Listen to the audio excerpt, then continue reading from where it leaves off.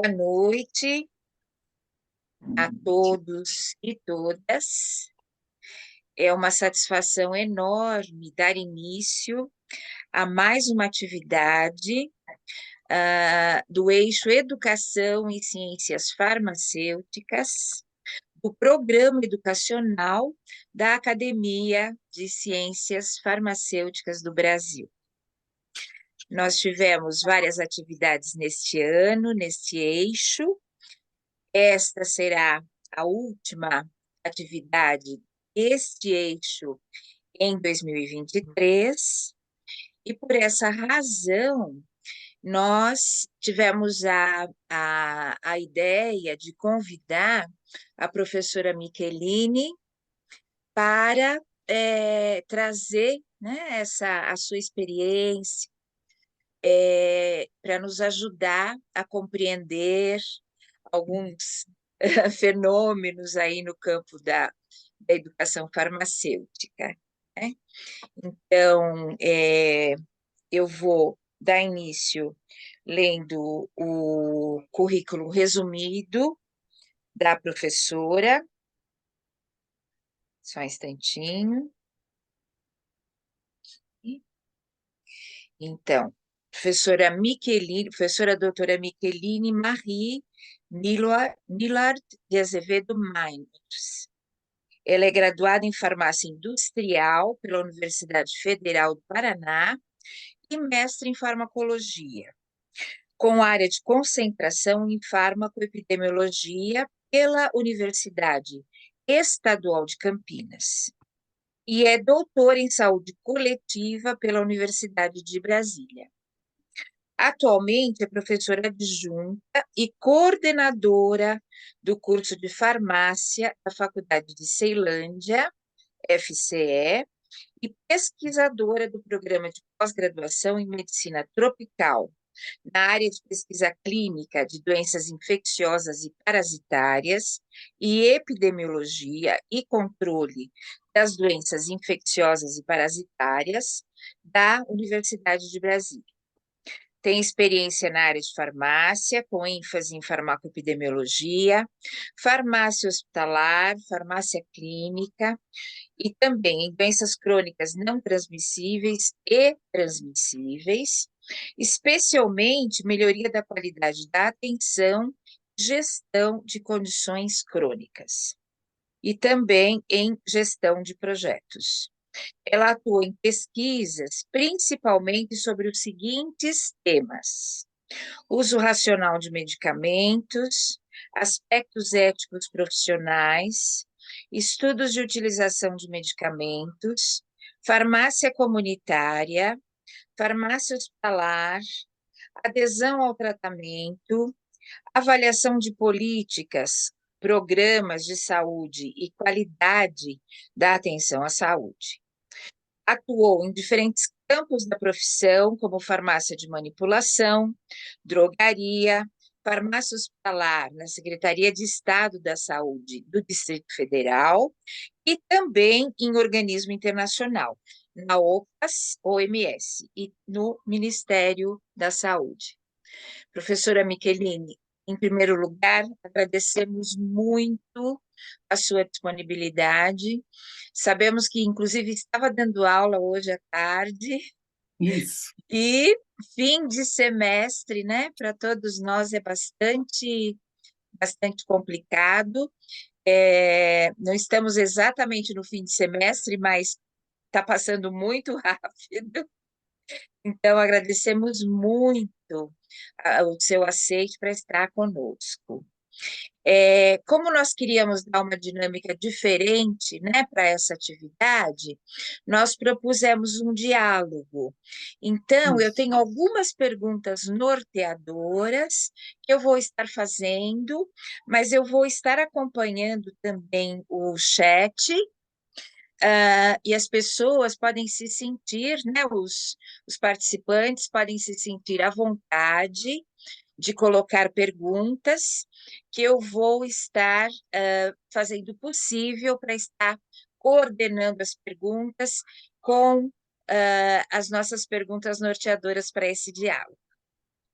Tá ótimo, Silvia. Muito obrigada pelo convite. Para mim é um desafio, né, também, participar, né? A gente, como você falou, estava dando aula agora à tarde, lá na pós, e aí cheguei, aqui está muito quente, tive que tomar um banho, né? Senão era impossível. Mas agradecer muito o convite, né, da academia, né, e da nossa área de educação, né, farmacêutica. E vai ser um prazer estar aqui com você nesse diálogo. Ah, vai ser excelente. Eu acho que é uma oportunidade para nós até revisitarmos, né, alguns conceitos, e os Isso. nossos colegas da academia e também os que não participam diretamente da academia, mas que estão aqui nos assistindo hoje, né? Uhum. Eh, e por isso que nós propusemos esse tema, né? Os desafios da educação farmacêutica sob a ótica de um núcleo docente estruturante, o NDE. Então, acho que nós precisamos começar por aí, né? Isso. Professora Michelini, o que é um núcleo docente estruturante e como ele é constituído nas faculdades? Bom, então, primeiro, boa noite a todos, né? Como eu disse para a Silvia, foi um prazer estar aqui com vocês essa noite. O núcleo docente estruturante, né, de acordo com a resolução número 1 de 2010, né, que criou o núcleo docente estruturante, que é da Comissão da Avaliação do Ensino Superior do MEC, ele criou um órgão, né, consultivo em todos os cursos de farmácia, funciona junto aos colegiados, né, de farmácia, dos cursos de graduação de todas as áreas, né, de conhecimento. No caso da farmácia, é, ele, no nosso caso, principalmente lá na Faculdade de Ceilândia, a gente tem ele com docentes do curso de farmácia mesmo, né? Em alguns casos existem algumas exceções, né? E tem que ter pelo menos 5 docentes, tá? De preferência sendo o coordenador do curso e mais 4 professores, né, do curso de farmácia. É exigido também que esses docentes, pelo menos 60%, né, tenham pós-graduação, estrito sensu, né? E você tem que ter também professores com horário integral, né, na faculdade. Então, são algumas exigências, né, da resolução número 1, então, de 2010, que criou esse núcleo docente estruturante. Certo. Então, ele é um órgão consultivo Ele dentro da funciona como um estrutura, órgão consultivo, né? certo. Ele serve de apoio, né, à coordenação do curso e também ao colegiado, né? Ele Uhum, não toma decisões, né? Quem toma decisões sempre são os colegiados dos cursos, né? Isso, seus conselhos, né? Que quando vai, por exemplo, nosso na Universidade de Brasília, a gente tem o colegiado do curso, a gente tem o colegiado de graduação, o conselho pleno da faculdade e depois, né, o colegiado do decanato, né, de ensino e posteriormente o CEP, que seria o Conselho de Ensino, Pesquisa e Extensão. Então, vai nessa ordem, né? Na USP, eu acredito que seja um pouco diferente, mas cada sim, instituição, né, tem a sua denominação.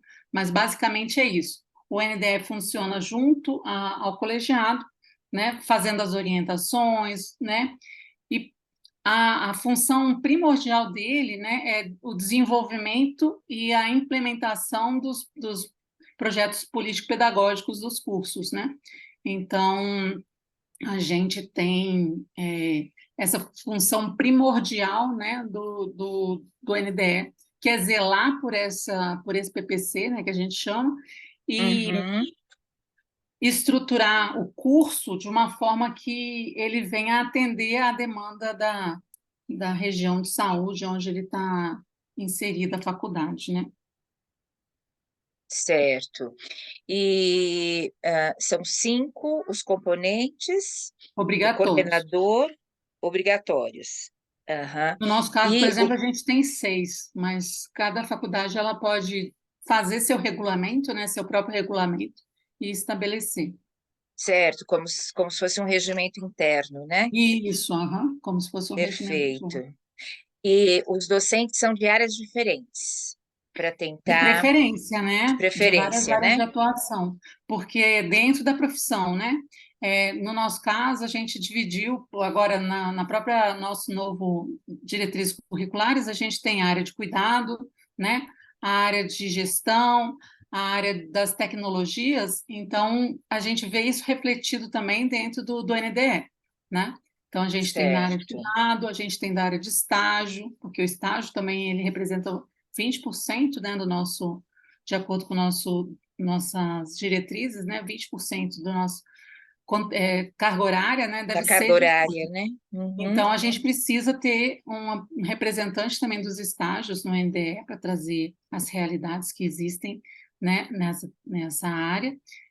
A gente tem o pessoal da área básica também, a gente tem um representante das áreas básicas, né? Para que justamente a gente consiga fazer esse interrelacionamento, né, entre as disciplinas, entre os diferentes conteúdos que vão sendo colocados, né, no PPC, no currículo, Certo. que chamava antigamente. Aham. Verdade. Tem umas novas nomenclaturas, né, para gente, para nós nos acostumarmos.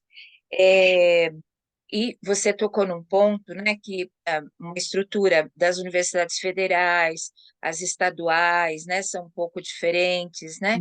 Na sua vivência, assim, é, toda faculdade deve ter uma estrutura, um NDE ou uma estrutura semelhante. É obrigatório, né? É obrigatório, Um dos itens da avaliação, né, que é feito para autorização do curso e para a, a autorização e como reconhecimento do curso. reconhecimento, né? Então, um dos pontos, é o 2.1, se não me engano, ele diz respeito ao NDE, então tem que ser cumprido ali, né? Tem os critérios de cumprimento. Muitas vezes a gente tem, como você falou, né? Tem várias realidades no Brasil, a gente tem cursos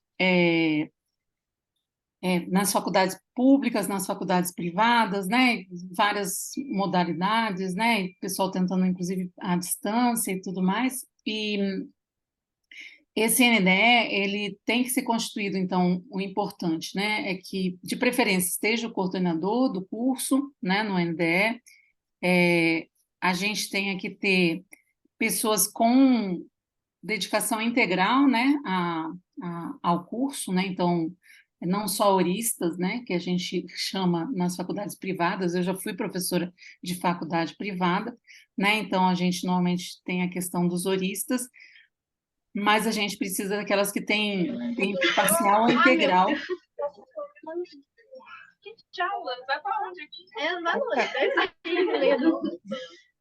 Por favor, eu peço que mantenham o microfone desligado.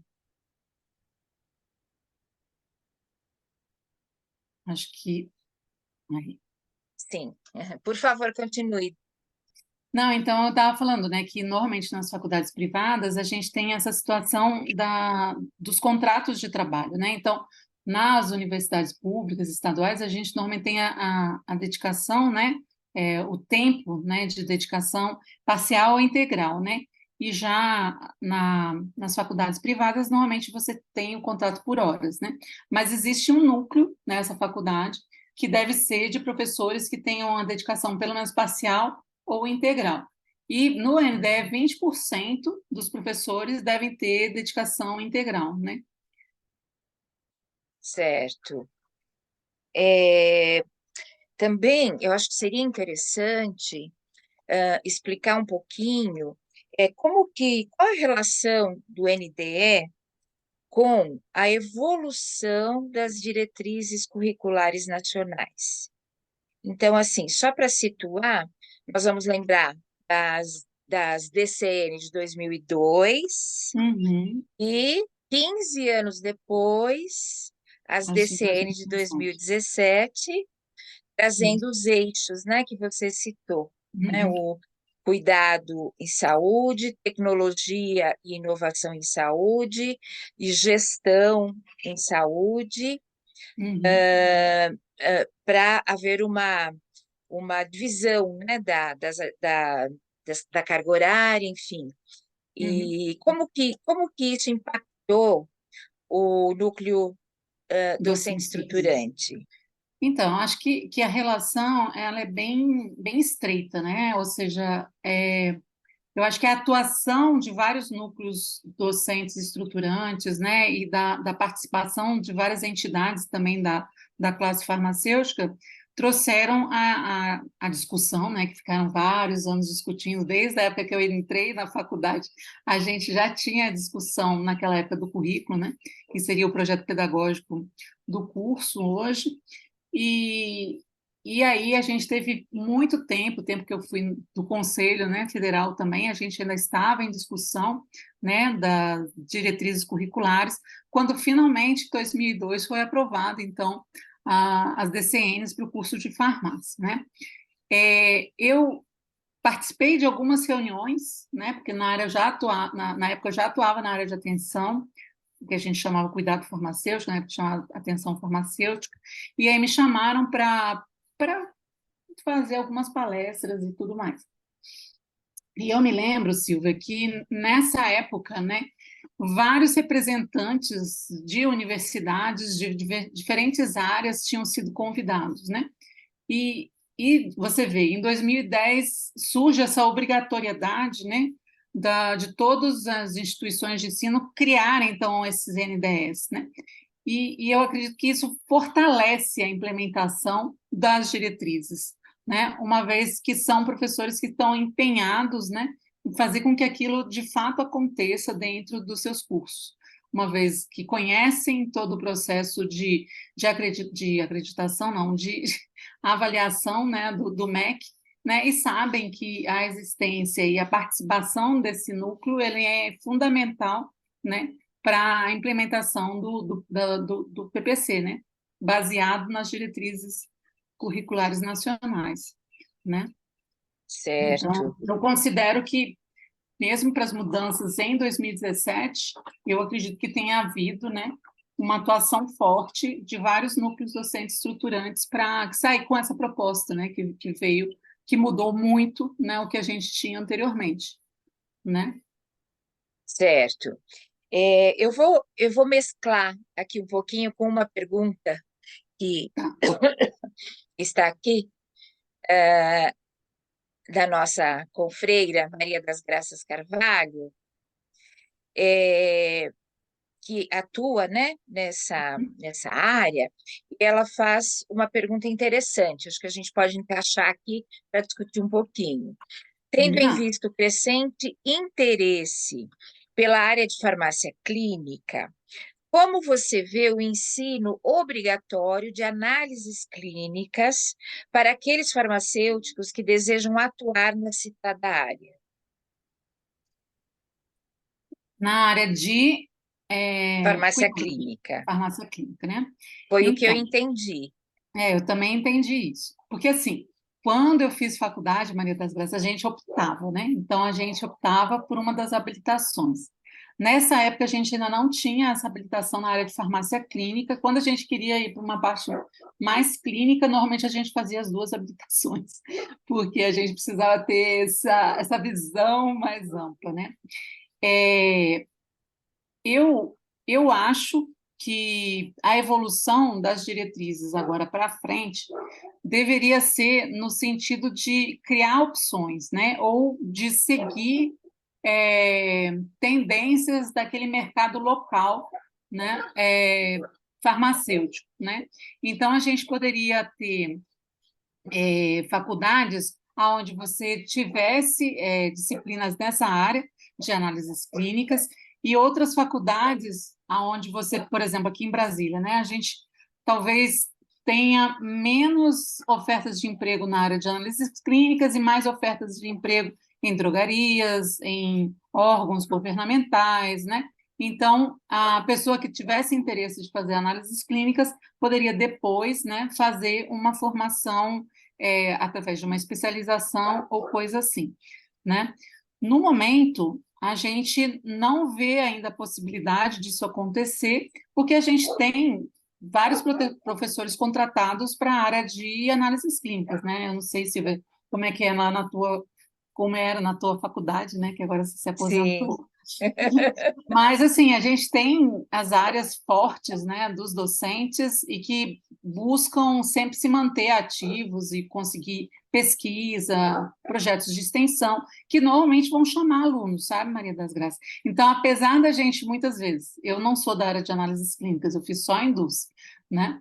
Então, hoje, se eu fosse repensar, talvez eu desse importância a algumas disciplinas de análises clínicas para a minha atuação clínica, por conta dos resultados de exames laboratoriais. Então, de fato, alguns conhecimentos na área de análises clínicas, mesmo para a nossa atuação clínica, né, como farmácia clínica ou cuidado farmacêutico, ela é importante, porque a parte da interpretação, ela também traz conhecimento que vai servir para nós apoiarmos os outros profissionais, né? Porque o conhecimento que a gente contribui no momento de uma equipe interdisciplinar, ele é diferente do médico, que sabe normalmente avaliar o resultado, mas a gente pode explicar, não, mas a técnica foi essa, foi aquela, e a gente traz outros conhecimentos também que seriam importantes para a equipe, né? Então, ainda nesse momento, apesar de eu não ter feito, por exemplo, essa habilitação, eu acho que é importante sim, tá? Eu Mas eu vou. acho que é importante que tenha conhecimento básico e não muito aprofundado. O restante pode ser feito numa especialização. Certo. Eu só gostaria de colocar aqui, se vocês me permitem, Claro. é o seguinte: a partir do momento que eu estou vendo esse crescente, eu estou assistindo, né, esse crescente interesse pela área de farmácia clínica, o que eu acho uma área fascinante, né? Eu acho muito interessante, eu acho que é um resgate de grande parte da profissão farmacêutica, mas eu fico muito preocupada dos alunos das faculdades que estão pleiteando ser farmacêuticos clínicos, deles não estarem fazendo as disciplinas de análises clínicas, porque eles vão ter que monitorar medicamento, né, efeito de medicamento, reação adversa, fazer controle de cura. Isso é muito importante para o farmacêutico clínico, né? E nós estamos vivendo num momento também, né, de exames, né? Exames não, testes laboratoriais em farmácia. Sim. Então, eu não vejo muito sentido, né, de você fazer aquilo tecnicamente sem entender a interpretação, sem saber a interpretação. Então, eu fico muito preocupada, e o tanto que eu puder falar dessa minha preocupação, que eu acho que farmácia clínica ela está atrelada a análises clínicas, e muito atrelada. Todas as vezes que eu tiver essa oportunidade, eu vou falar. Eu acho que o farmacêutico na farmácia, como farmacêutico clínico, fazendo testes laboratoriais agora, ele tem que entender o mínimo que seja de fisiopatologia das doenças e de interpretação de exame laboratorial. Não, Né? sem dúvida. Esse é meu ponto de vista. Então, eu estou falando isso porque eu estou achando que é um momento, né? Eu estou falando com uma pessoa que trabalha, Micheline, como você, né, no NDE, você tem uma formação muito boa, é uma professora que eu estou vendo jovem, iniciando carreira. Então, eu acho que é muito importante a gente passar essa preocupação, né, para quem está aí na ativa. Então, eu gostaria que vocês pensassem muito, não só você, mas os presentes também, né, sobre essa colocação, porque eu acho que a gente está vivendo um momento que a gente precisa repensar seriamente nesse currículo, pelo menos para algumas áreas da atuação farmacêutica. Tá? Mas, Então, Maria das Graças, hoje as eu disciplinas... agradeço muito, viu, pela sua participação com um tema assim, de grande interesse para a formação farmacêutica. Muito Muito obrigada, viu, obrigada. professora Micheline? Ah, de nada. Obrigada a você pela tua contribuição. Mas, assim, nos currículos hoje, a parte das disciplinas, né, na área de análises clínicas, elas ainda são obrigatórias. Elas ainda são obrigatórias. Pelo menos aqui, né, na nossa faculdade, a gente tem várias disciplinas obrigatórias, né? E como a gente até ia comentar, né? Como hoje o NDE também ele tem o desafio de integrar, né, a questão da extensão universitária dentro do currículo, né? Então, todas as disciplinas estão tendo esse desafio, né, de buscar projetos de extensão, de se inserir dentro das comunidades. E aí eu acho que para análises clínicas existe um espaço bem interessante, bem interessante. De fato. Muito Sim. obrigada. Olha, eu compartilho com as opiniões de vocês, né? É, eu estou atualmente como presidente da Sociedade Brasileira de Farmácia Clínica,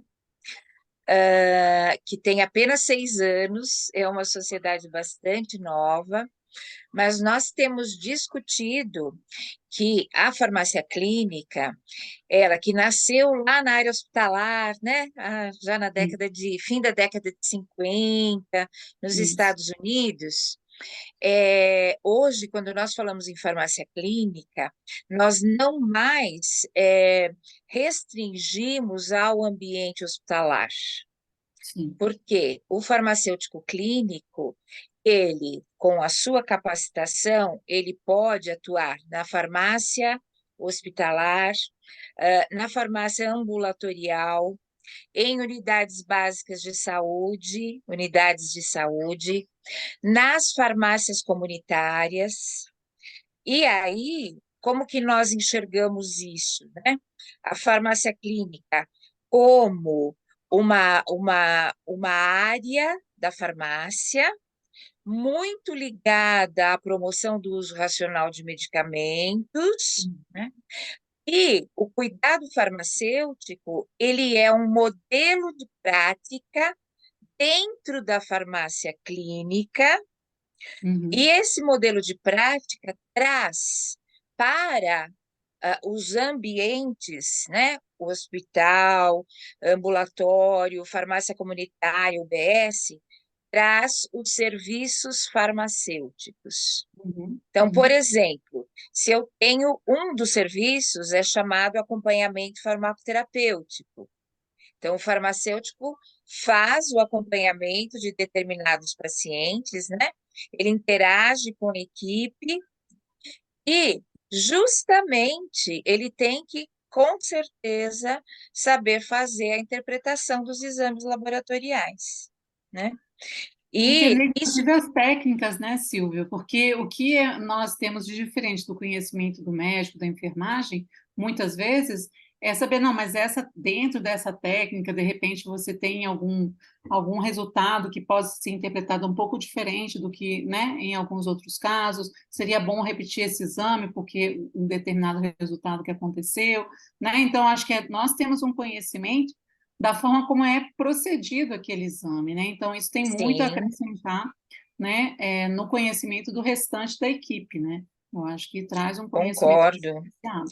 E também agora na farmácia comunitária, né, Uso com muito a, isso a questão super recente de maio desse muito ano. recente, se eu não me engano é maio, né, É, que é a questão dos exames laboratoriais, e então cabe nesse serviço farmacêutico, de sim, acompanhamento farmacoterapêutico. sim, Então, é uma questão de conhecer, saber interpretar para otimizar a farmacoterapia, poder falar com a equipe, né? E não só no hospital, né? Entrar sim, em contato com o médico, fazer um encaminhamento, né? Então, sim, é acho que a nossa discussão é muito atual, né? bastante. E, acho que eu vou fazer uma segunda pergunta que vai para o outro lado, Micheline. Vamos Então, vamos, aí, vamos porque eu acho lá, muito interessante, né, a gente trazer aqui a contribuição dos colegas. com certeza. Então, o nosso confrade Humberto Zardo está colocando também um detalhe que até você citou, Micheline. Em sendo o objetivo atender a tendência, entre aspas, né? A tendência do mercado local, considerando a imensidão do nosso país e as diferenças regionais. Como as universidades reagem à migração das indústrias para novos polos industriais no Brasil, onde ainda não há farmácia industrial? Nossa, isso dá origem a muita discussão. É, Qual a dá sua mesmo. opinião? Então, eu acho assim, a gente tem um polo forte industrial, né, aqui tanto no estado de Goiás, né, como no estado de São Paulo, Rio de Janeiro, né, são os nossos polos industriais mais fortes. Sem dúvida, né, confrade Humberto, os cursos que estão próximos, né, os cursos de farmácia, graduação em farmácia, que estão próximos a essas regiões, eles vão tender a tentar atender a essa necessidade que a indústria local tem e vão formar farmacêuticos com isso, vão conseguir estágios nessas empresas e com isso vão formar farmacêuticos como qualquer outro curso, mas com uma tendência, né, a ter talvez seu primeiro emprego, a ter seu emprego como júnior, né, numa indústria farmacêutica, né? Aqui em Brasília, a gente tem a União Química, que fica aqui próximo, né, nosso, e a gente tem vários estagiários que acabam atuando, né, na indústria. Então, o nosso curso, ele também tem que dar uma base, né, na área de tecnologias, para que o aluno possa chegar na indústria e não ter conhecimento que possa acrescentar ou que possa acompanhar, né, o que acontece no dia a dia da indústria, né? Eu acho que quando a gente tem, como que eu vou dizer, mais indústrias próximas, mais ofertas de emprego, há uma, se a instituição de ensino ela for oportuna, né, ela vai buscar formar melhor e formar com mais intensidade, oferecer mais disciplinas optativas, oferecer outras atividades, né, para os estudantes nessas empresas, né, junto a essas empresas, fazer várias atividades que possam aproximar os estudantes desse mercado de trabalho, né? Eu acho que, na minha concepção, né, eu acho que o NDL tem que ter esse olhar, né? Quem é o mercado de trabalho, né? Qual é a característica do mercado de trabalho naquela região? E buscar formar, né, os seus egressos com aquelas aptidões, né, com aquelas habilidades que são necessárias para atuar junto ao mercado de trabalho existente. Humberto Eu acho que levantou você. a mão. Sim, eu só vou fazer uma observação e já passo a palavra para ele. Eu Uhum. acho que você citou algo muito importante, inclusive na sua universidade, né, na sua faculdade, um componente do NDE é quem está relacionado a estágios, né? Sim, sim, Então, isso é muito oportuno, porque está sim. vendo a realidade local Isso. e concordo plenamente, tem que reconhecer as oportunidades que estão surgindo e Uhum. atender aos perfis de estudantes, né? Os Sim, estudantes que vão gostar dessa área, né, de tecnologia e inovação e tiver essas oportunidades na região, é extremamente oportuno que isso se desenvolva, né? Assim como outras necessidades, né? Como você citou, se nós pensarmos em hospitais, né, até sim. clínicas e, mais recentemente, consultórios farmacêuticos independentes que têm surgido. Então, a, as universidades têm que ficar muito atentas a isso, né?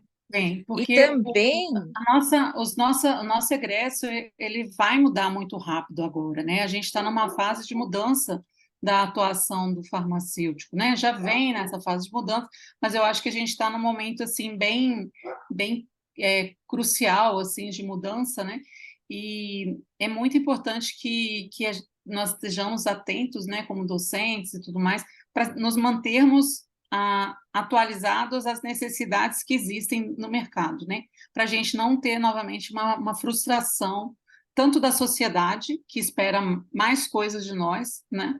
Como dos próprios estudantes, né? Que esperam poder oferecer, ter espaços, né, de atuação. Então, acho que é muito importante os docentes, o NDE, né, e as coordenações. E eu acho uma coisa que eu já venho pensando há algum tempo, sabe, Silvia? Eu acho que os cursos, eles deveriam ter vocações, né? Então, se eu estou numa área, né, onde a gente tem indústria próximo, ou se tem, sei lá, na área de cosmético próximo, por que a gente não pode ter vocação para isso? E quando o aluno escolhe seu curso e as faculdades onde gostaria, né, cursar, ele não pode buscar através dessas linhas de atuação, ou essas linhas de trabalho da universidade, né? É, Eu acho que é como a muito gente hoje tem... interessante essa colocação. Uhum. Então, agora vamos... doutor Humberto, a palavra é sua. Ok, eu vou aproveitar. Eu coloquei de propósito a palavra reagir, porque eu tenho a impressão que as universidades estão reagindo. Eu conheço o caso do DAIA bastante bem. Inclusive, uma das razões para fundar o DAIA foi porque existia uma escola de química na cidade de Anápolis. No entanto, a realidade foi de que quando as empresas migraram para o DAIA, eles tiveram que buscar pessoal nos polos já existentes. Então, eu conheço muita gente que, se nós olharmos lá na indústria de Goiás, a maioria do pessoal é de outros estados, ou seja, houve uma migração também do profissional. Então, a minha pergunta é, e a gente vê dificuldade nesses novos polos, e graças à Racine ou à IPOG, onde eu dou cursos também, a gente tem treinado o pessoal em áreas que são completamente novas para o pessoal que faz o genérico. A proposta seria de que as escolas de farmácia usassem os planos diretores. Um polo industrial ele não se cria do dia para a noite, ele tem que ter uma infraestrutura. Então, quando começam a falar sobre um polo industrial, a faculdade já vai mexer os seus elementos, os seus talentos para criar essas condições, criando os cursos, os laboratórios, trazendo professores, sejam permanentes ou temporários, mas para atender, para quando a indústria arrancar, o pessoal já ter condição de, inclusive, fazer estágio, né? Lá já com um certo conhecimento. Então, essa aí seria a minha contribuição. Obrigado. Obrigada, doutora Humberto. Muito obrigada. Vou trazer uma outra questão, perguntando, né, da sua experiência, se o núcleo docente estruturante, ele atua na formação e no aprimoramento docente.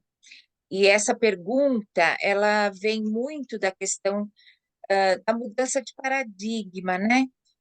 Porque Sim. antes nós tínhamos, assim, a questão do conteudismo, então nós temos um número imenso de horas, porque a gente tem que dar todo aquele conteúdo, e Sim. agora a gente traz a questão de desenvolver as competências e as habilidades dos alunos, interagindo com os cenários de prática, e os docentes também usando métodos mais atuais Mais em ativos, relação né? ao ensino-aprendizagem, né? O NDE também atua nisso?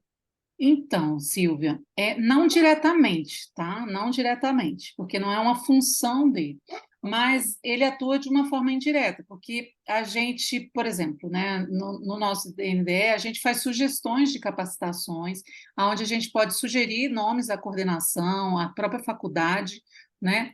No nosso caso, a gente tem também um núcleo dentro da nossa faculdade, que é toda da área de saúde, né? A gente tem um núcleo de apoio, né, à formação em saúde, e aí a gente, através desse núcleo, através da coordenação, a gente estimula a capacitação em determinados temas, né? Esse semestre mesmo, a gente teve os 15 anos da faculdade, né? Que a faculdade recém, né? Inaugurada, do projeto Reúne ainda, em 2008, e a gente, através, então, do NAFES, da faculdade, a gente conseguiu chamar professores para tratarem sobre metodologias ativas, então fizeram oficinas, fizeram uma palestra de sensibilização inicialmente, e depois fizeram oficinas, né, com um número menor de professores, para então tratar justo sobre isso, estudos de caso, como que devem ser feitos, né, e outras metodologias ativas. E problematização, né, e vários recursos que hoje a gente tem, né, para usar metodologias ativas. Uma outra coisa, né, que aí não seria por conta do NDE, mas que veio como consequência também na questão da capacitação, é a inserção, né, da extensão nos currículos. Então, isso também vai exigir dos professores, né, essa habilidade de sair dos muros da universidade e ir para um outro cenário, né, que é o cenário da sociedade, do entorno dos muros da faculdade, né? Então, isso também vai fazer com que sejam necessárias criar essas habilidades também nos docentes, né? Porque a gente normalmente estava acostumado, a maior parte dos nossos docentes foram formados como conteudistas, como você mesmo falou, né? E agora tem esse paradigma aí de quebrar essa formação, né, e buscar outras metodologias que a gente chama de metodologias ativas, né? Certo. Isso também é um processo, né? É um processo. Porque os docentes que já estão há mais tempo, né, não se familiarizam tão rapidamente com essa mudança, que na verdade digamos assim, é para atingir mais o nosso estudante, né, de hoje em dia, que não consegue Pois é. mais ficar numa aula de 2 horas, uma aula de 4 horas, então, impensável, né? Impossível. Então, Então, mas a gente ainda tem, né, docentes que são reticentes, né? Então, sem são dúvida. conteudistas natos, como a gente diz, né? Eu, Aham. enquanto estava na coordenação, que eu saí da coordenação agora no ano passado, né? Agora eu só estou no NDE. Mas, quando eu estava na coordenação, a gente tentou, 2 semestres, na verdade, nós fizemos essa capacitação enquanto eu estive na coordenação, chamamos pessoas, né, com essa expertise, e você vê que muitas vezes os mesmos professores acabam não participando, né? E isso fala assim, bom, o que será que está acontecendo, né? Por que será que essa pessoa, na verdade, não quer mudar, não quer, Aham.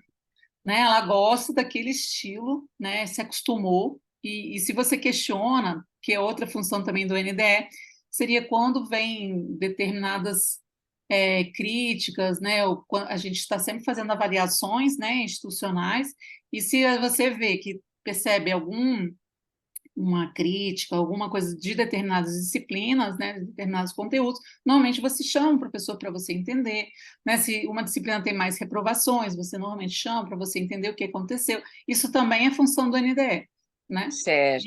E a gente tenta esse diálogo com os docentes, né, para buscar justamente isso que você falou, né? Que a gente tem uma geração hoje que fica 2 horas sentado anotando, né? A disciplina muitas vezes é difícil. Exatamente. Aí eu tenho mais um questionamento, né? Mas acho que você já tocou, de certa forma, nesse ponto, através aí das avaliações. Assim, uma pergunta sobre como é que é a relação do NDE com os estudantes, tanto de graduação, e é só de graduação ou de pós-graduação também? Eles Bom, trazem contribuições? então, o NDE, entre os seus representantes, não tem representação discente no NDE, são só docentes, né? Mas no colegiado do curso, a gente tem discentes, e o colegiado também é responsável de fazer avaliações periódicas, né, do seu curso, né? Então, do que está acontecendo no curso. Então, com isso, a gente acaba repassando o resultado dessas avaliações, dessas colocações em reuniões de colegiado, acabam repassando para o NDE para buscar soluções ou para buscar o entendimento do que está acontecendo, entendeu, Silvio? Então, representação do discente no NDE, não existe, né?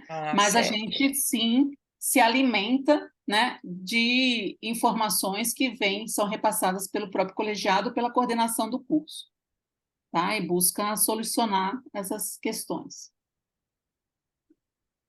E com a pós, não, né? Porque o Tá. NDE é da graduação. É da graduação, o foco é graduação, né? Graduação. Uhum. Certo. E nesse mesmo sentido, né? Você sente, você percebe, na verdade, ou tem evidências de que, vou fazer um parênteses, né? Porque agora se está discutindo a curricularização da extensão universitária, né? Isso. Como é que tem sido isso, essas discussões? Foi um desafio. Eu peguei justamente a coordenação quando aconteceu essa mudança, né? Que foi 2020, que a gente teve a decisão do CEP na UNB, na Universidade de Brasília, apesar da resolução do MEC ser de final de 2018, dezembro de 2018, a Universidade de Brasília, ela discutiu isso durante o ano 2019 e colocou também uma resolução em 2020, né? E aí a gente teve esse desafio de inserir, né? Tem que ser 10% da carga horária total do curso, então é bastante carga É horária. bastante, é mais do que um estágio. Não, é quase um estágio quase um obrigatório, estágio, né? não pode ser esse estágio. E não pode ser estágio. Não pode ser estágio, né? Uhum. Então, esse conteúdo de extensão, ele tem que estar dentro de disciplinas,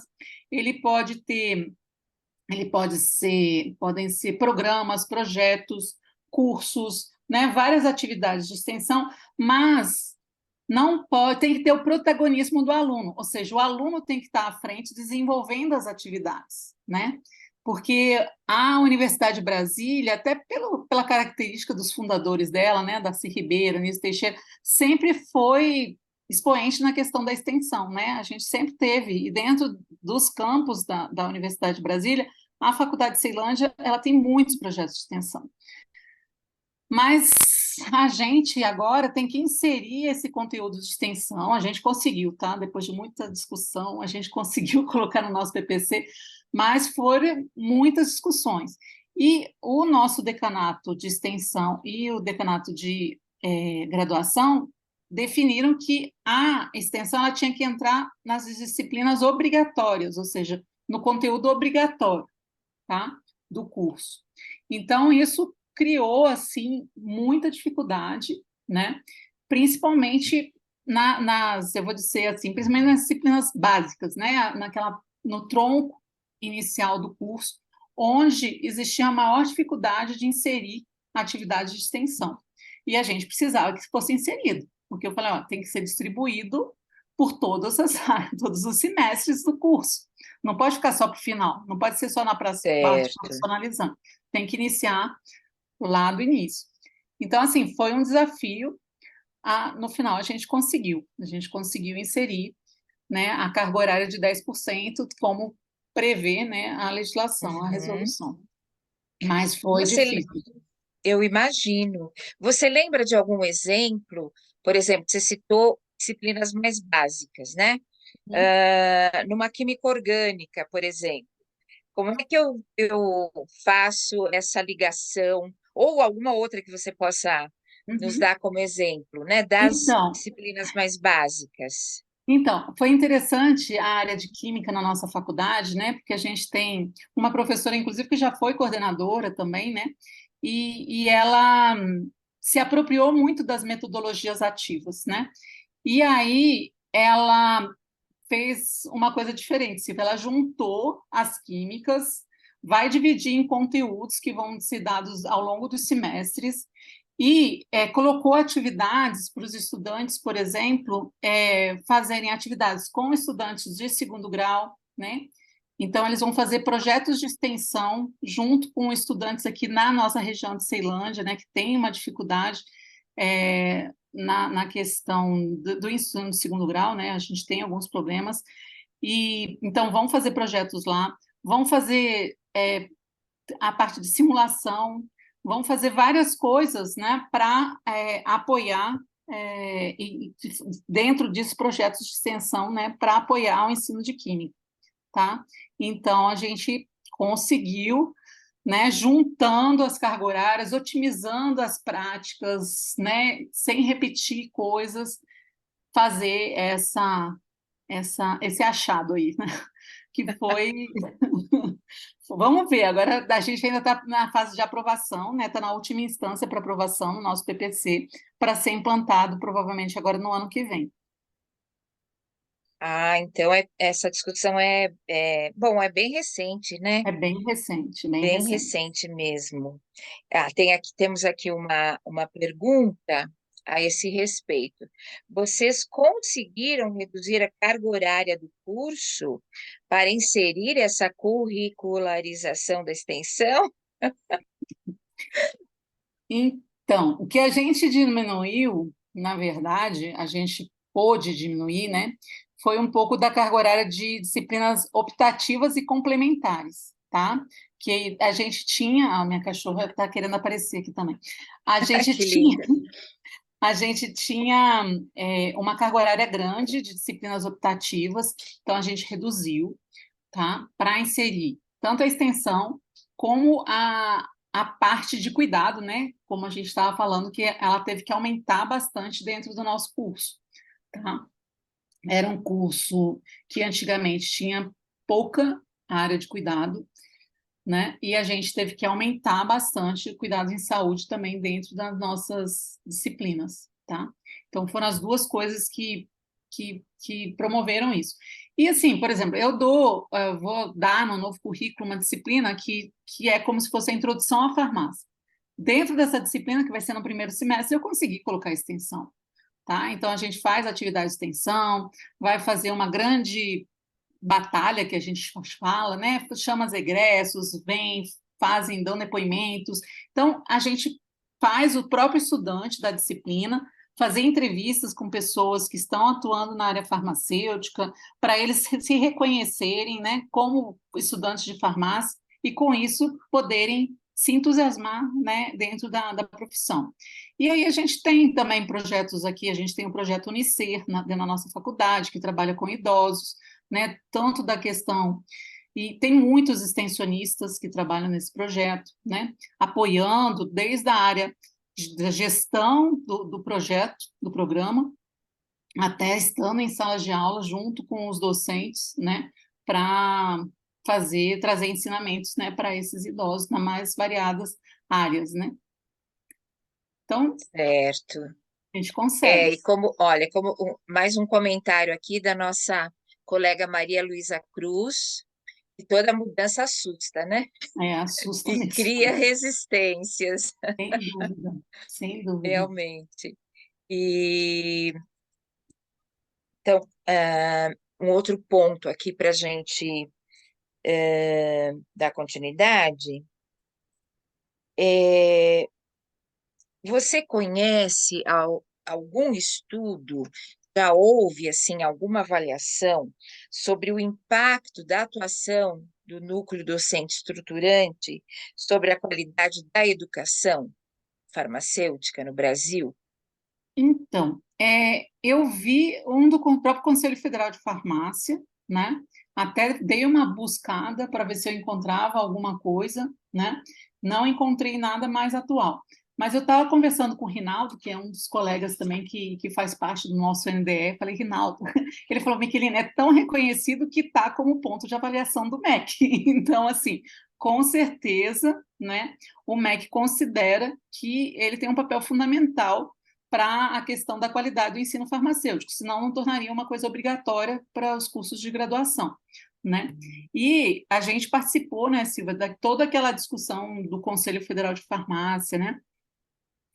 E eu acho que sempre foi pontuado a questão da importância da participação dos farmacêuticos, né, no núcleo docente estruturante, dos docentes de farmácia, né, do curso, para justamente colocar essa questão da qualificação, né, do ensino, né, colocar a questão do perfil que devem ter esses egressos, né, a questão de você ter toda essa atuação que nós queremos que os nossos egressos tenham, né, dentro do âmbito de trabalho farmacêutico, né, porque a gente, afinal de contas, já há alguns anos estamos batalhando para esse resgate pleno, né, da atuação do farmacêutico na área de farmácia clínica, né, então, em várias outras áreas. Então, acho que a atuação do NDE é fundamental para isso, sim.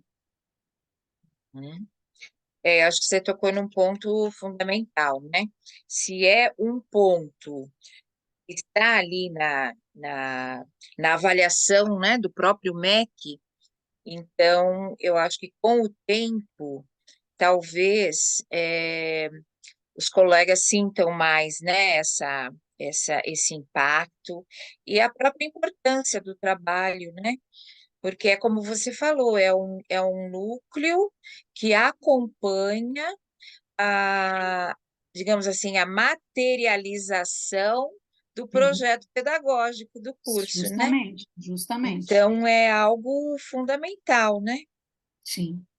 E é assim, a gente vê, né, que o trabalho do NDE, né, ele faz todo esse acompanhamento, né, desde a proposta, aí vai, apresenta para o colegiado, faz a defesa daquilo, depois ajuda na implementação, né, a coordenação na implementação, trabalha junto com as instâncias também de gestão da instituição de ensino, né, para conseguir todos os recursos necessários para implementar esse PPC, né?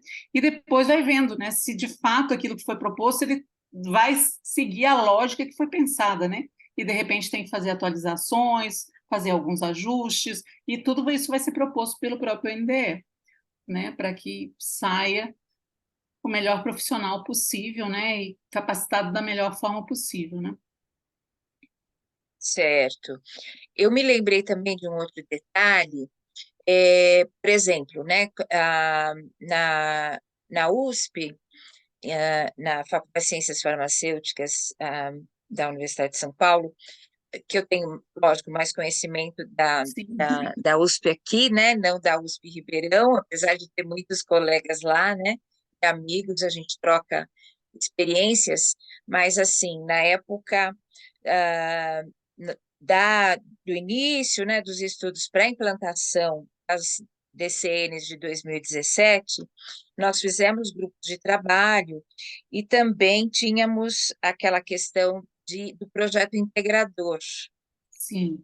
Então, um projeto apresentado para os alunos já mais ou menos no início do curso, né, que vai transversalmente atravessando o curso, para lá no final, inclusive, ter, se possível, alguma ligação com o trabalho de conclusão do curso, enfim, né, para trazer essa transversalidade, inclusive como um argumento para unir essa questão, não deixar a separação entre cuidado, tecnologia, inovação e gestão, trabalhar isso de forma transversal, né? Você também pode trazer alguma experiência nesse sentido? Olha, a gente está implantando agora as DCNs de 2017 com essa nova proposta, tá? Hoje, para a gente dar conta, né, para o nosso aluno sair com esse perfil da DCN, a gente tem várias disciplinas optativas, né, que a gente cria e envolve estudantes também em projetos de extensão, né, para que ele possa complementar, né, a sua formação para atingir o conteúdo necessário para que atenda às nossas DCNs, né, atuais. tá? Então, isso é feito com vários projetos, sabe, Silvia? A gente não tem um projeto integrador, mas a gente tem projetos de extensão, disciplinas de pesquisa, né, que trabalham justamente para buscar esse eixo durante toda a formação do aluno. E é claro, quando a gente tem um aluno, né, que a gente dá uma disciplina de pesquisa, ele se interessa, a gente envolve ele num PIBIC, né, envolve ele num projeto de extensão, e aí vai para a comunidade para tratar sobre a questão do uso de medicamento, né? E depois você vai tentar buscar desenvolver o trabalho dele de TCC, né? A monografia final, na forma também dentro desse tema. Então, a gente vai utilizando esses espaços, né? Para envolvendo os alunos e trazendo, né? Esse conteúdo complementarmente, né? Até a questão do próprio PPC ou da grade curricular que a gente tem, né? Certo. São grandes desafios, né? Porque a gente partiu de um modelo de caixinhas, né? As Sim, disciplinas como caixinhas, e a gente quer estar essa num modelo mais interrelacionamento, né? integrado, né? Isso, E de relacionamento dos próprios docentes, né? Então, isso. é, é, como você falou, reduzir a carga horária não é uma questão de redução, é uma questão de integração, de não repetir muitas Uhum. vezes, né? Então, é uma otimização da carga horária, e sem deixar elementos fundamentais para trás, né? Isso é dar de uma outra Ah, forma e lembrar que muitas coisas também, né, hoje elas podem ser apreendidas de uma outra forma, né? Então, que podem ser, a gente tem outras opções, né? A gente tem o Moodle, né? A gente tem outras ferramentas onde a gente pode disponibilizar materiais também para que o aluno possa também se aprofundar em determinadas áreas que ele tem interesse, né? Você pode, hoje a gente tem simulações na área de química, na área de farmacologia, né, que facilitam muito, né, que na nossa época a gente tinha que ficar imaginando as moléculas, hoje não, hoje você já tem uma coisa muito mais visual, né, e que os docentes podem utilizar, né, exato. como metodologias de ensino que ajudam a essa assimilação por parte do aluno, né, e eu acho que tudo isso pode contribuir para que o conhecimento, né, as habilidades sejam assimiladas de uma outra forma. E aí, para isso, para as habilidades, não só para o conteúdo, né, mas para as habilidades, é necessária a prática, não tem jeito. E é por isso também, por exemplo, uma das mudanças fundamentais que a gente está fazendo é trazendo o estágio mais para o início do curso, né, com esse contato, né, entre os estudantes de graduação e a população. Então, a gente precisa deixar, né, que nosso modelo era o estágio nos últimos semestres, não, a gente está trazendo para o terceiro semestre já, né, os estágios para que essa prática, ela possa vir mais rápido, de fato, não a prática laboratorial, mas a prática com a sociedade mesmo, né? Exato, a interação, né, A do interação, que isso do que falta, futuro sempre falta, né? profissional com os cenários de realidade, né?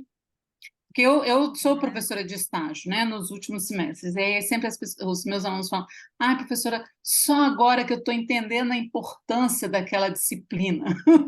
Eu falei, pois é, por isso que a gente sempre fala, né? Também dou disciplina de farmacotécnica, aí eu falo, vocês aprenderam isso aqui em química? Então, agora eu preciso desse conhecimento, cadê? Vamos lá. O que vocês Aham. aprenderam? Qual que é a Vamos função dessa lembrar. formulação? Vamos lembrar. E vai puxando o conhecimento para que eles consigam fazer esses links, né? Aham. Olha, temos um comentário aqui da nossa colega Letícia Cefali. Ela está comentando que é muito interessante a atividade extensionista com os alunos do ensino médio, né? Sim, Não é muito comum ainda, né? Mas já ouvi de alguns colegas essa experiência que é muito interessante, inclusive para chamar atenção para a área de farmácia, né? Quais são sim, sim, sim. as possibilidades? É verdade. Eu acho super interessante. Normalmente, né, as pessoas, os alunos de ensino médio têm muita dificuldade em química, né? E aí eu acho que o aluno da faculdade se aproximando deles e levando esse conteúdo, ele leva de uma forma diferenciada, né? Com outro olhar também. Certo. Olha, agora nós temos aqui uma pergunta do nosso confrade, Giancarlo De Lorenzi. Ele coloca o seguinte: na construção do PPC, foi feito um estudo de mercado que ajudasse a incrementar a proposta pedagógica? E ele continua perguntando: foi possível incluir novos aspectos das ciências farmacêuticas, como, por exemplo, radiofarmácia, farmacometria, nanobiotecnologia, medicamentos imunobiológicos? Qual que é a sua experiência? Então, assim, a gente, vamos dizer assim, eu não consigo criar um monte de caixinhas a mais, né? Então, eu vou ser obrigada a tocar nesses temas dentro de outras disciplinas, talvez com um olhar mais abrangente. Na área de nanotecnologia, a gente tem a sorte que nós temos aqui no nosso curso muitos professores que atuam na área de nano, né? Então, tanto da área de química como da área de farmacotécnica, né? A gente tem professores que têm esse conhecimento, né? E tem essa linha de pesquisa na área de nanotecnologia, né? Então, é possível, talvez não se aprofundar tanto na graduação, mas ter um conhecimento sobre isso para depois buscar uma pós-graduação, que pode ser uma especialização, ou pode ser, inclusive, o mestrado, que na área de tecnologias, a gente tem o mestrado em tecnologias em saúde, você tem a área de nanotecnologia como uma das áreas para esse mestrado, tá? Na área de radiofármacos, de fato, é uma nova área para atuação. A gente aqui em Brasília não tem tanto mercado ainda para isso, mas a gente já teve um egresso, por exemplo, que foi atuar nessa área, né? E aí depois fazem palestras para os nossos alunos, mas ainda dentro da disciplina de farmácia hospitalar, tá? A gente não consegue criar muitas outras disciplinas, porque daí você precisa docente, né, que tenha conhecimento sobre isso, tá? E diferente de uma faculdade privada, que você tem uma velocidade, né, de conseguir uma vaga, de conseguir contratar um professor para um determinado período de horas, na faculdade pública, que é o meu caso, a gente, para conseguir uma vaga para abrir um novo concurso, né, é bastante sofrido. A gente tem um colegiado pequeno, né, para atender todas as demandas que a gente precisa, né? Então, as realidades, eu acho que elas, nesses casos, elas favorecem as universidades privadas que podem contratar para uma carga horária pequena, né, determinados professores para atuarem em um determinado tema, diferente do que é uma universidade pública, né, onde você vai ter o professor com dedicação exclusiva, e se você escolher uma área muito pequena de atuação dele, você limita depois a atuação em outras coisas que tenham necessidade de um colegiado. Certo. Temos aqui mais uma pergunta da doutora Maria Luísa Cruz.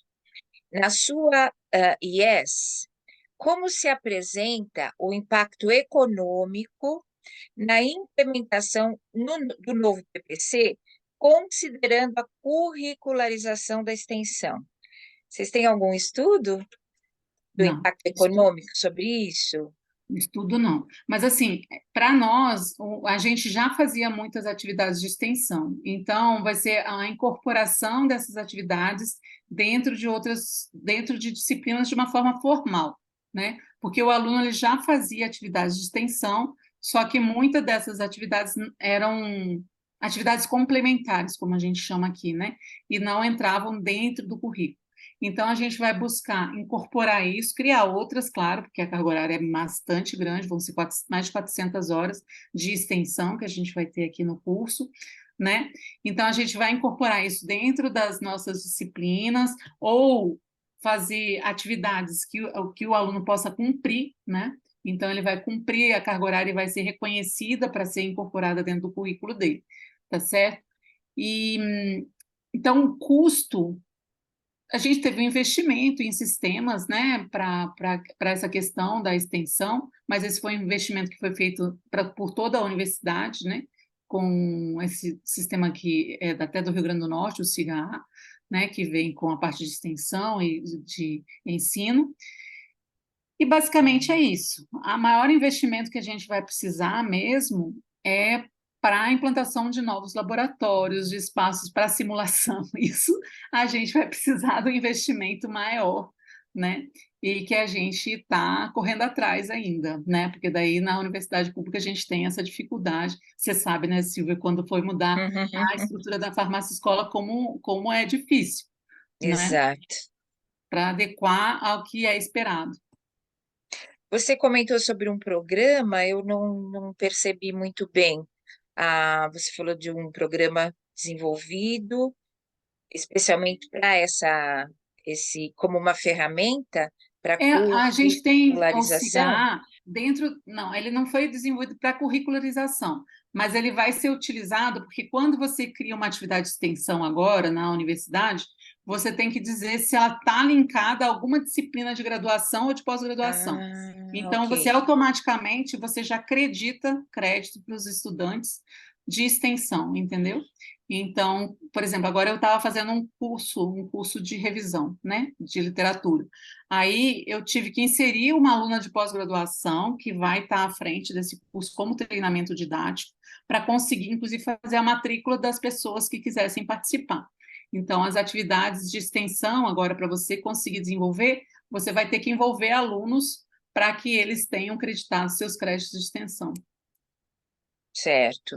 Nossa, é um novo panorama, né? Sim. Atividades, inclusive, de gestão da própria unidade e para tornar isso possível, né? Não, foi ter. Porque daí isso já vai cair automaticamente no histórico do aluno, né? Do aluno, certo. Já vai automaticamente, que vai ser cumprindo os Cumprindo créditos necessários, essas porcentagens, né? Que essa são carga horária obrigatórias, né? necessária. Isso aí.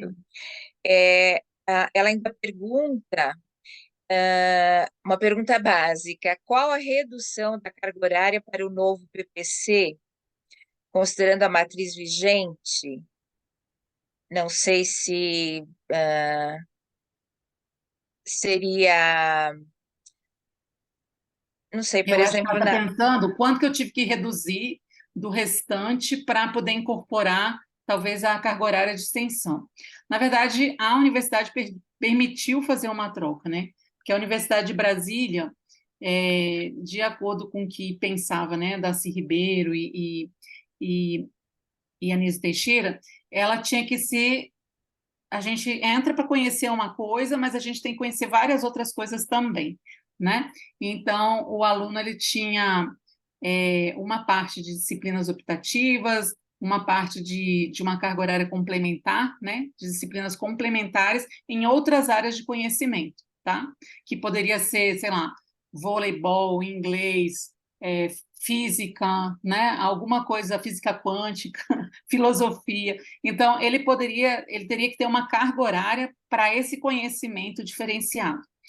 Quando o CEP fez a resolução para a incorporação da extensão, ele permitiu que a gente reduzisse essa carga horária, tirasse um pouco dessa carga horária, assim como reduzisse a carga horária de disciplinas optativas, tá? Para que a gente pudesse incorporar a extensão.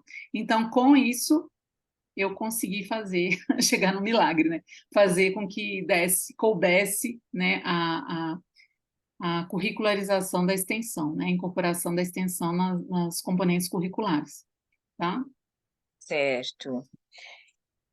Nosso tempo está voando. Já temos mais 15 minutos e temos várias observações aqui. Vamos ver se eu consigo passar todas aí para a nossa discussão. Itazara Gomes Farias Nóbrega, dizendo que observo também a dificuldade da química no curso de farmácia. O que poderia ser feito para melhorar nesse aspecto nas universidades? Talvez ela se refira a alguma redução de carga horária que tenha sido feita ou do próprio aproveitamento dos alunos nessa área. Então, eu acho que as disciplinas de química, né, elas são, às vezes, muito debilitadas devido ao conhecimento que vem do aluno do segundo grau. Como o aluno vem com conhecimento muito... como é que a gente diz assim? Deficiente, muitas vezes ele traz esse problema para dentro da faculdade, né? E a gente tem bastante dificuldade, né? Para a transmissão do conhecimento mesmo necessário para o curso.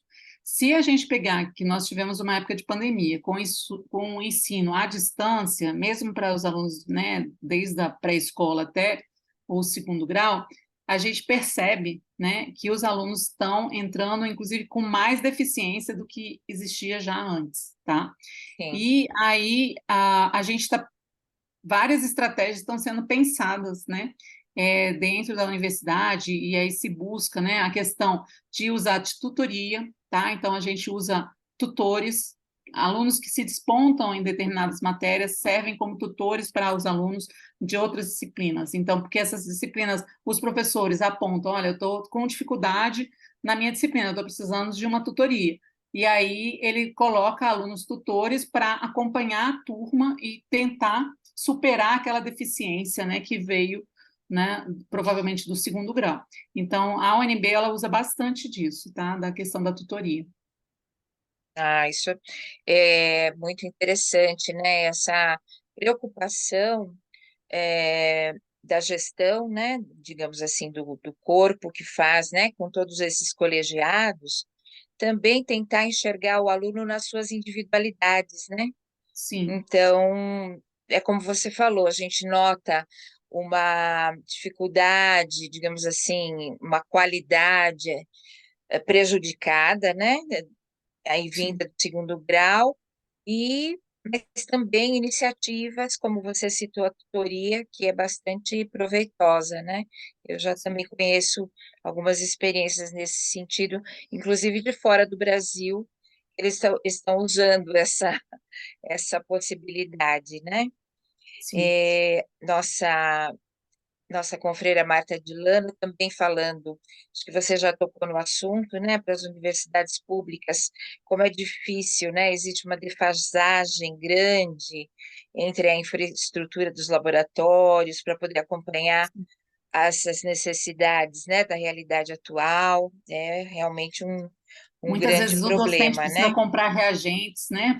A gente acaba comprando reagentes, porque você não vai deixar o Exato. aluno sem ficar, Aham. sem fazer... Por exemplo, eu sempre, desde quando eu entrei, né, na FCE, eu fui dar aula de farmacotécnica. E praticamente a gente não tinha reagentes, né? Existe uma dificuldade muito grande de conseguir reagentes, porque você tem que comprar em pequenas quantidades. A universidade já tem que fazer licitação de pequenas quantidades e acaba não encontrando empresas que façam a venda, né, desse material. Então, você acaba adquirindo, você recebe doações, né? Então, eu tenho vários colegas da área de manipulação, eu pedia doações, você pode doar? Quando tiver vencido, você me doa, porque na faculdade eu não tenho problema de utilizar materiais vencidos, eu preciso fazer a formulação, né, para mostrar para o aluno. E toda a formulação que é feita em sala de aula, em laboratório, né, de ensino, ele não pode ser utilizado, então ele é Sim. descartado. Então, a gente não tem problema de usar um material que está vencido há, sei lá, 3 meses, 6 meses, e eu recebi a doação também. Aham. Aí é a realidade, né, das universidades públicas também. O nosso colega Rodrigo Batista de Almeida comenta sobre uma realidade, né, da farmácia universitária, que eles, na instituição dele, Campus de Palmas, eles fizeram um convênio com uma unidade básica de saúde, com a farmácia, né, e tem aí um modelo de farmácia universitária que é híbrido. Legal. Isso é interessante também, Bem né? interessante. A gente teria que fazer um outro diálogo para poder considerar aí todas A gente até essas está com uma questões, né? proposta de uma clínica escola, né, que vai ser um centro integrado de saúde, com todos os nossos cursos da área de saúde, né?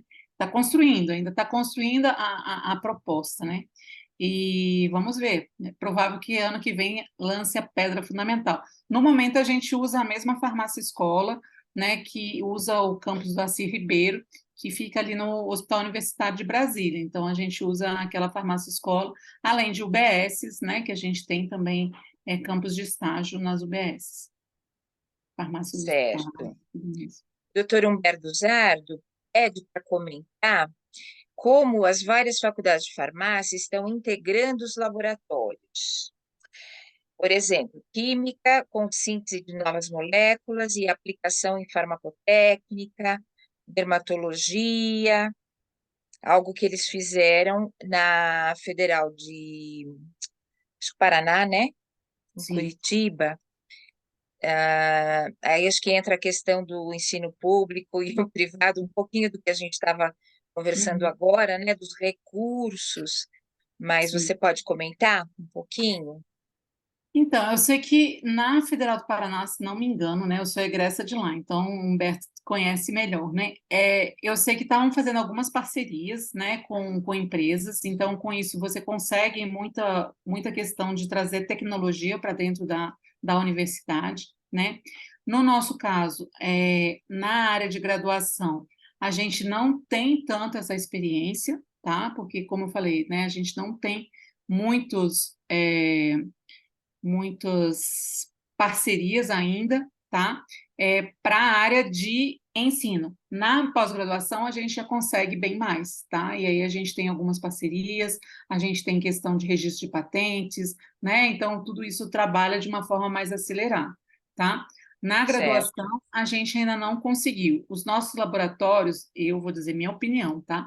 Eles foram subdimensionados, a gente tem laboratórios, por exemplo, para a área de farmacotécnica muito pequenos, né? Que funcionam 4, 5 disciplinas. Então, acaba que fica um espaço, às vezes, insuficiente para a gente dar.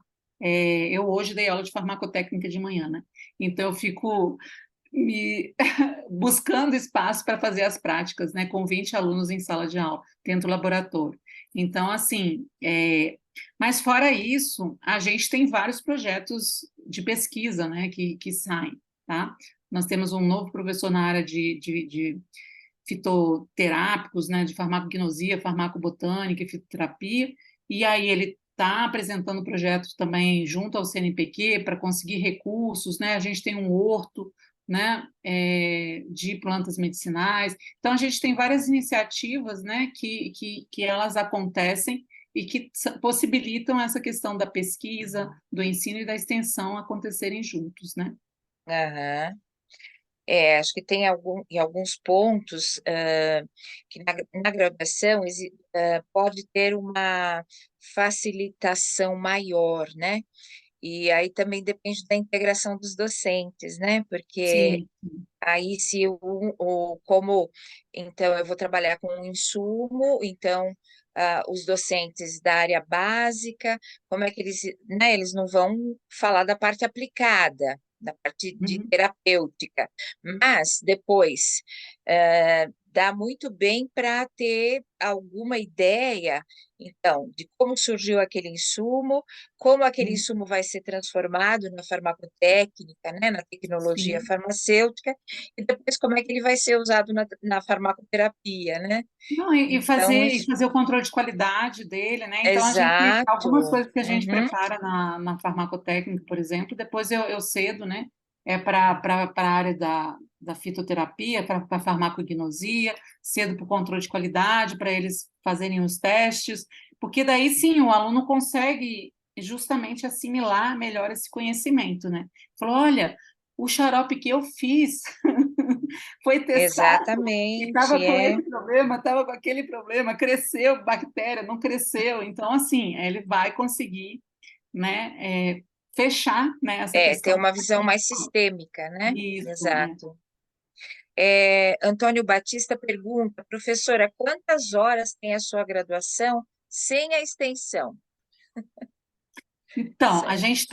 a gente tá mudando, né, os PPCs, tá? Então, hoje eu tenho um currículo, né, um PPC que tem vai ficar quase a mesma coisa, tá? Ele tinha 4.300, alguma coisa assim, horas, e vai passar para 4.400, tá? A gente, na verdade, fez um esforço bastante grande e conseguiu, inclusive, otimizar algumas áreas, tá?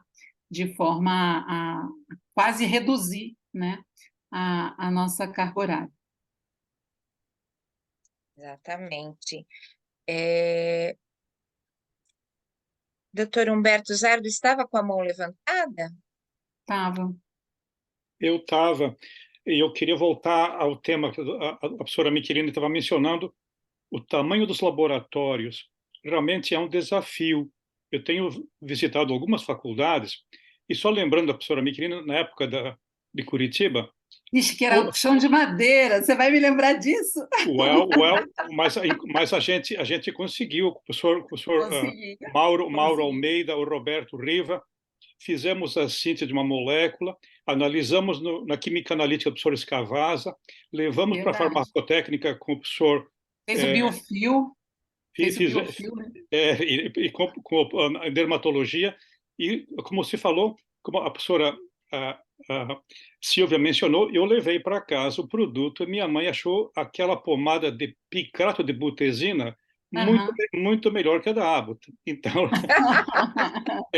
o É verdade. desafio, o desafio realmente das faculdades que eu tenho visto é o tamanho dos laboratórios e falta um pouquinho de integração entre professores para dizer, eu levo do A até o C, você leva do D até o H, você leva do I até o J, e assim Isso. e até chegar no Z.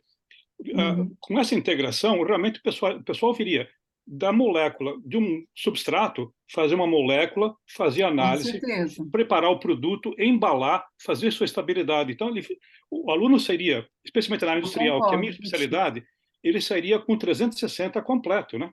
Isso, eu concordo contigo. Eu já coloquei muito. Perfeito. Quando eu estava na coordenação, viu, Humberto, eu questionava muito isso, entendeu? Porque a gente tem a disciplina, né, de química farmacêutica, e eu questiono por que que ela não produz, né, moléculas que possam ser utilizadas em outras áreas para a gente poder, né, colocar isso dentro das formulações e depois, ou dentro da farmacotécnica, ou dentro da tecnologia farmacêutica, e depois para o controle de qualidade, controle microbiológico, que eu acho que daria isso que você falou, essa visão 360 para o aluno.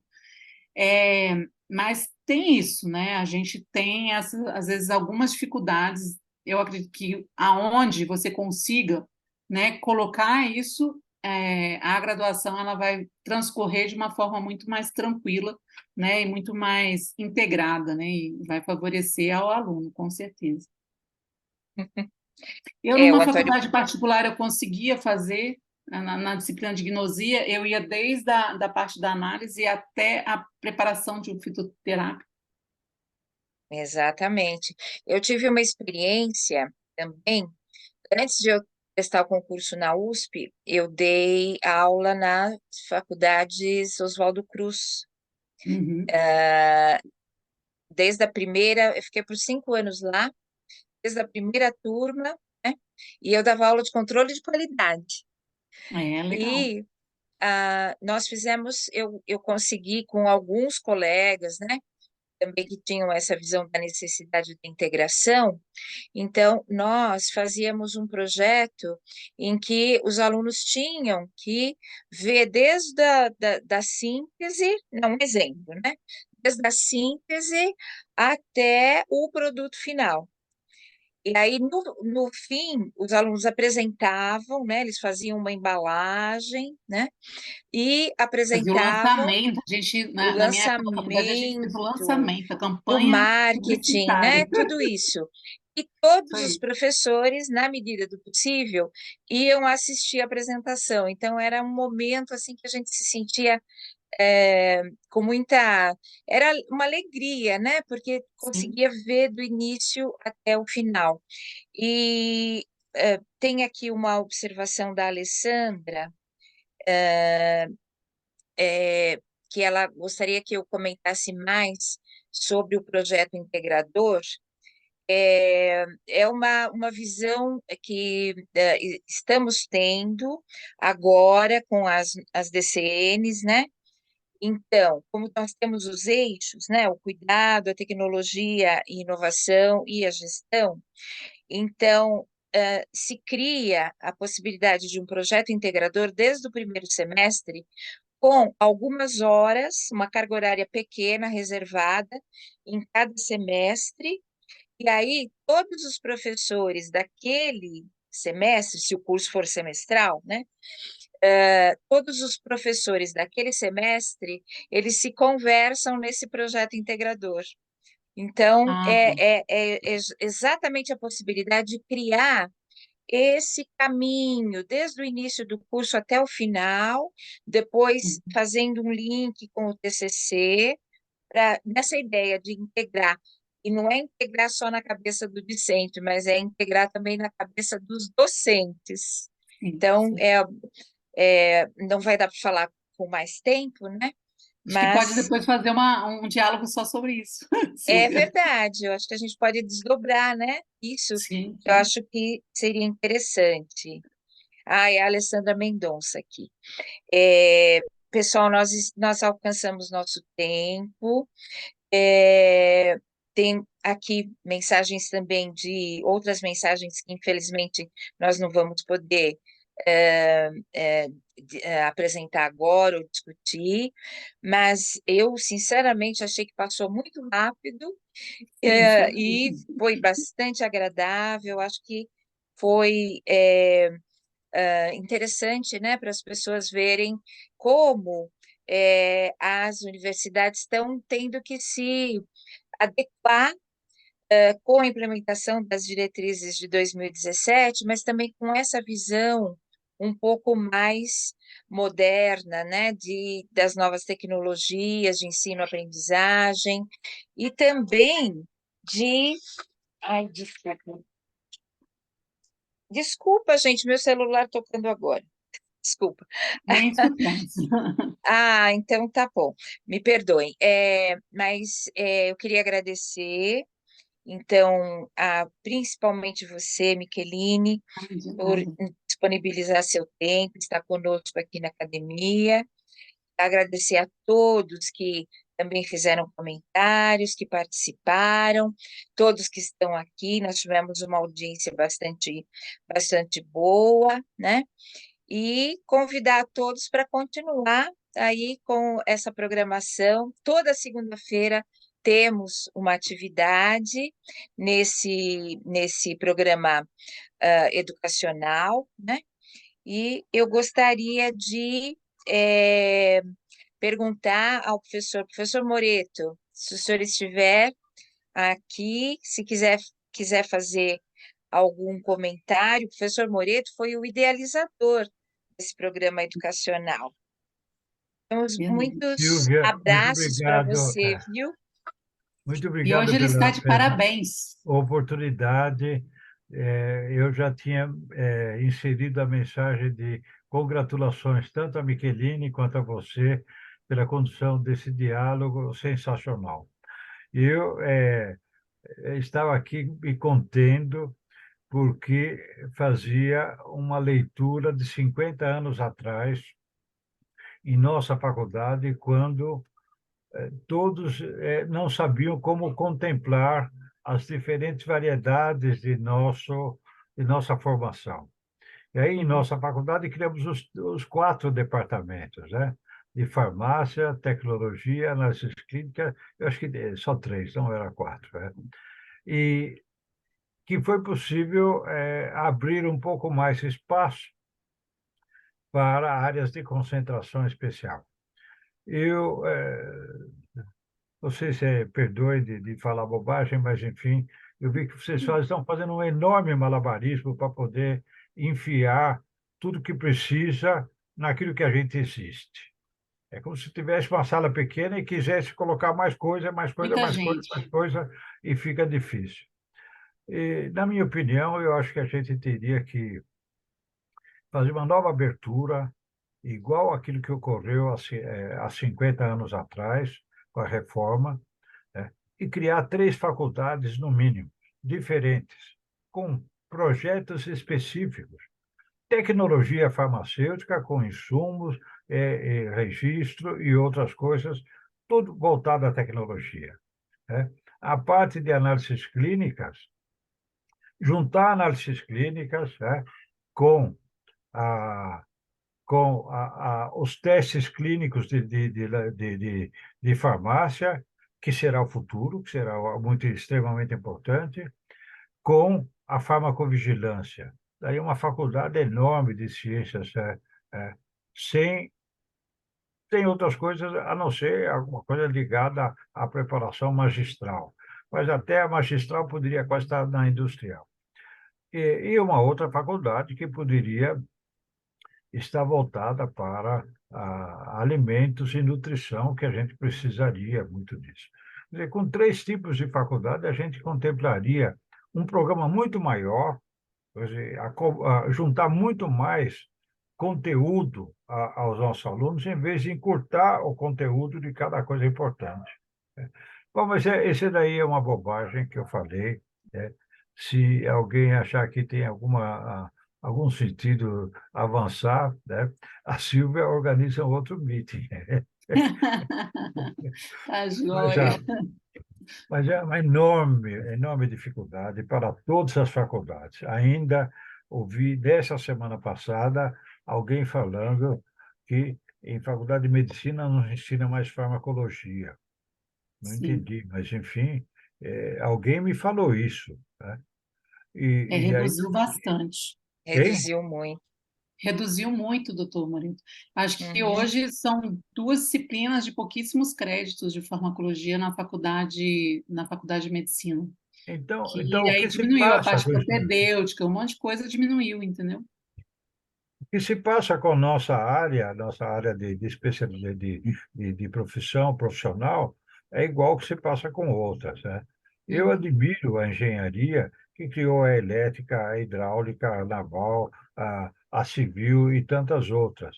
Um dia nós teremos que ter uma politécnica farmacêutica. Professor, essa discussão É antiga, é é antiga antiga. Foi e vencido. realmente e tem várias correntes, né? Sim, Tem são várias correntes. defensores de vários ângulos, né? Mas É quem tão sabe a difícil, gente é continua, tão né, difícil, professor? né? Mas é bom que Organizando aí. a gente analise o que tem, analise o que está andando, o que está acontecendo, e certamente algum projeto mais revolucionário, que seja um pouco mais, que dê maior qualificação ao nosso profissional, porque nós temos agora uma massa crítica significativa de profissionais farmacêuticos, né? Sim. E a gente tem que, e todos com um nível compactado, ou seja, coisinhas elementares, só elementares, nada avançando em profundidade. Ou a gente tem que voltar às histórias de 100 anos atrás, né? Quando Rodolfo Albino e Companhia Bela falava que teria que ter uma escola superior de farmácia. Ou seja, que a escola comum, né, era de formação do profissional básico, e uma escola superior seria aquela que avançasse, que abrisse as fronteiras do conhecimento para os profissionais que estão ali. Mas esse é um outro papo, um outro dia, uma outra ocasião. Eu novamente agradecer a presença de todos, da Silvia, que coordenou e moderou muito bem, e da Micheline, que nos dá o prazer de participar conosco, e gostaríamos que ela participasse ainda muito mais do que ela tem participado. Desde que ela foi incorporada à faculdade, É a verdade. nossa academia, ela tem tido pouca chance de mostrar o seu amplo conhecimento e a sua contribuição para É. o nosso personal. E a E eu nossa peço desculpa, mas academia. aí desde que eu entrei, eu tive na gestão de um hospital e agora estava na gestão de um curso, então realmente a gente fica com o tempo corrido. Então, agradecendo a você muito, Micheline, foi excelente, e agradecendo a todos pela participação, e até a próxima. Muito Até Até a a próxima. próxima. obrigada. Boa noite, muito Parabéns a obrigada. todas.